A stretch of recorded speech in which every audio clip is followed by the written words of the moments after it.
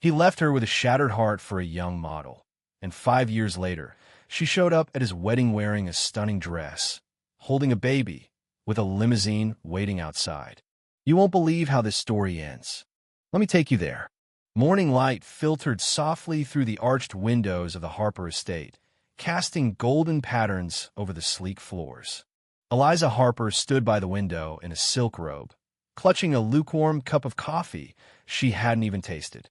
From the outside, her life looked perfect, an elegant home in one of California's most prestigious neighborhoods, a successful husband whose face graced magazine covers, access to every luxury a woman could dream of. But inside, something had been quietly breaking for months, something heavy, silent, aching with every breath. Graham Harper, the man she'd fallen for in college, ambitious, hungry, full of dreams, was gone. The marriage had turned mechanical, like an expensive machine running flawlessly but soulless. They used to be partners, sharing hope and ramen noodles in a tiny studio apartment. Eliza had sacrificed so much, her savings, double shifts as a schoolteacher, late nights helping him prep presentations. Their love was raw, honest, full of laughter and shared dreams. But ambition shifted into distance. She noticed the signs months before: the late nights, secretive calls, unfamiliar cologne, his sharp words and distracted gaze. She told herself it was stress, the company going public, the whirlwind of investors and board meetings. But the space between them widened, growing too wide for secrets to hide. Then came the gala. Eliza had poured weeks of heart into planning the annual charity event for children's literacy, a cause dear to her even before Graham's rise. She wore a deep emerald gown, the same color from their first date, hoping to stir something in him. But he was elsewhere. His attention locked on Savannah Ross, a 26-year-old model with a social media following and a smile as sharp as her jawline. Eliza saw them laughing by the champagne fountain, his hand resting lightly on the small of her back. She didn't make a scene, never did, but something inside her froze. 3 weeks later, on a rainy Wednesday evening, Graham came home early. He didn't sit pace like a man gearing up for war. "I think we've grown apart," he said, avoiding her eyes. "We're different people now." Eliza sat quietly. "Grip, there's someone else, isn't there?" Her voice was calm, but that calm was brittle. He hesitated longer than any confession could have been. "I didn't plan it," he whispered like a child caught lying. She cried later, behind locked doors, shower running to drown out the sound. 2 days after, he left, promising to handle things respectfully. The divorce papers arrived by courier, not from him. He left her the house half paid, more a shell than a home, man, a financial settlement that looked generous on paper but felt hollow, considering all she'd given. The press devoured the story. Silicon Valley's golden boy back on the market, with a model on his arm. Eliza's name barely appeared, reduced to former teacher or ex-wife, as if she'd ceased to exist beyond the title. 2 weeks after the divorce, Eliza collapsed at the front door. Dizziness, fatigue, she blamed stress. But at the hospital, Dr. Ruiz, kind-faced and steady, held up an ultrasound printout, eyes wide with disbelief. "You're pregnant, Miss Harper." Eliza blinked, stunned. "That's impossible. Weren't even Dr. Ruiz smiled gently. "It was just once, but that's not all. There's more than one heartbeat." Eliza froze. 5 heartbeats. Quintuplets. The word echoed like a bell tolling through her mind. She felt cold all over, trembling fingers unable to steady themselves. They kept her overnight, monitoring every flicker of life inside her. She didn't tell Graham. Not then, not after the media frenzy with Savannah. She knew the world would turn her children into headlines, weapons in a public war. She refused to let that happen. Back home, she opened the windows in the nursery they dreamed of, renovating a room that had stayed empty, filled with dust and broken hopes. Now, sunlight spilled in, lists were made, specialists researched, plans mapped out for a high-risk pregnancy that no one came to support. No visitors, no help. Eliza was strong, always had been, but now she had to be unbreakable. She closed old accounts, started new ones in her maiden name, and began documenting her journey anonymously. Her blog, Strong Enough, was a lifeline, a raw and honest account of rebuilding from betrayal. Letters flooded in from women abandoned, widowed, lost, calling her words a beacon, sisters in shared pain.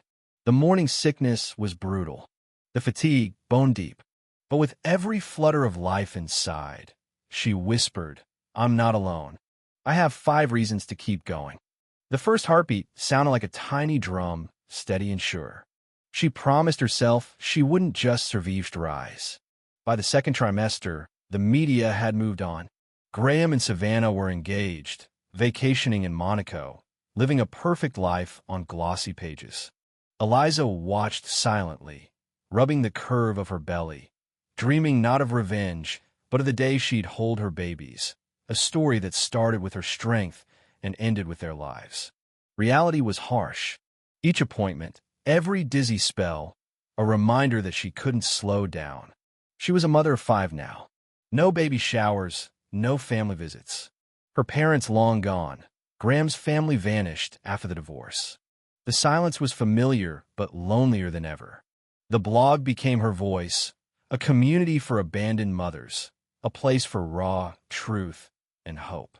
She poured her fears into workshops and webinars, turning pain into power. Strangers became her village. Someone designed her logo. Others helped with accounting or medical advice.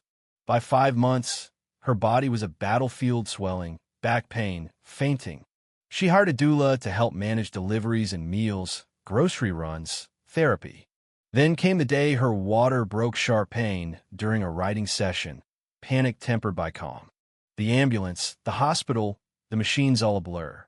Dr. Ruiz, steady as ever, said, "They're coming early, but we're ready." 5 neonatal teams awaited, 1 for each baby. The delivery was chaos, a blur of cries, beeping monitors, and urgent voices. The tiniest, almost silent, suddenly let out a weak but fighting cry. Eliza wept not from pain, but from the miracle of survival. She named them that night Jason, Malia, Tomas, Ella, and Lyanne, each name a promise, each baby a beacon of hope. Back home, the nursery was transformed by her online community into a sanctuary. 5 cribs, toys, name plaques, a rocking chair in the corner. Days blurred and feedings, changing, soothing. Sleep was rare, but every moment was an act of love. Her audience grew. One video, What They Left Behind, went viral, an honest reflection on loss, motherhood, and choosing self-worth over bitterness. Offers poured in, publishing, podcasts, nonprofits, but she wasn't ready to be a brand. Instead, she launched Resilient Roots, a nonprofit supporting women rebuilding after betrayal. It offered practical help, legal aid, job training, mental health support, and became a lifeline. The babies thrived. Jason, the eldest, carried himself like a tiny general, protective and serious. Malia, fierce and warm, a secret weapon. Tomas, quiet but insightful. Ella, thoughtful and artistic. Lyanne, the performer with a world to paint pink. Eliza loved them fiercely, a love that scared her sometimes. She refused to let bitterness rule her home or their hearts. She told her children their father was a businessman, someone they could know if and when they wanted, but not yet. They were her legacy, her story. Years passed. The mansion was behind her, replaced by a modest house pulsing with laughter and life. Chaos and joy filled every room. Eliza stood unshakable, not because she'd never fallen, but because she'd risen 5 times over. One day, an invitation came, an elite charity gala, where she was to be keynote speaker. Among the guest list, Graham Harper and Savannah Ross. 5 years after the fracture, their paths would cross again.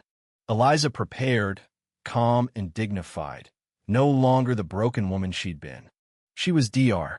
Eliza Harper, now founder, advocate, mother. The night of the gala, the children performed in the school choir, filling the room with innocent joy. Graham was there, older, quieter, different. Their eyes didn't meet, but the air buzzed with unspoken history. Later, In a quiet park, Graham approached Eliza with coffees in hand. No words at first, just presence. When he finally spoke, it was with a raw honesty she hadn't heard before: regret, humility, a desire to be part of their lives, to do whatever it took to be a father, not a ghost. Eliza listened, cautious but open. They agreed on slow steps therapy, counseling, introductions not as family, but as a shared space of possibility. The children learned of him gently, each reacting in their own way. Lina even made him a card saying, "Hi, new friend, I like pink." It wasn't a fairy tale reunion, no Hollywood ending, just real life. Love, resilience, and a choice to build from brokenness. Because 5 hearts, she knew, beat stronger than one. So here's the question for you: what do you think? Is this about forgiveness or survival? Justice or chance? And what would you do if you were Eliza or Graham? Drop your thoughts below, share your stories, and don't forget to subscribe for more real-life tales that make us think, feel, and maybe change a little.